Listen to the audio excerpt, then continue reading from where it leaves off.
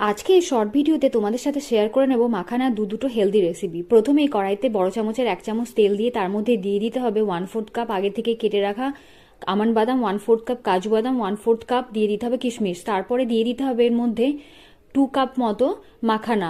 সব কিছুই ভালো করে রোস্ট হয়ে গেলে এর মধ্যে আরও কিছুটা পরিমাণ 1/2 চামচ মতো দিয়ে দিতে হবে ঘি, স্বাদ মতো নুন আর 1 চুটকি মতো জিরে গুঁড়ো। তোমরা চাইলে এখানে গোলমরিচও দিতে পারো। সব কিছুই খুব ভালোভাবে মুচমুচে রোস্ট হয়ে গেলে নামিয়ে নিতে হবে। এরপর দ্বিতীয় রেসিপির জন্য নিয়ে নিতে হবে কড়াইতে 1/4 কাপ সাদা তিল। সাদা তিল রোস্ট হয়ে গেলে এই কড়াই দিয়ে দিতে হবে 1 চামচ মতো ঘি, 2 কাপ মতো দিয়ে দিতে হবে মাখানা, আরও কিছুটা পরিমাণ ঘি দিয়ে ভালো করে রোস্ট করে তুলে রাখতে হবে। এরপর কড়াইতে দিয়ে দিতে হবে 1/2 কাপ মতো গুড়। গুড়টা খুব ভালোভাবে পাক দিয়ে এলে এর মধ্যে দিয়ে দিতে হবে আগে থেকে ভেজে রাখা মাখানা আর সাদা তিল।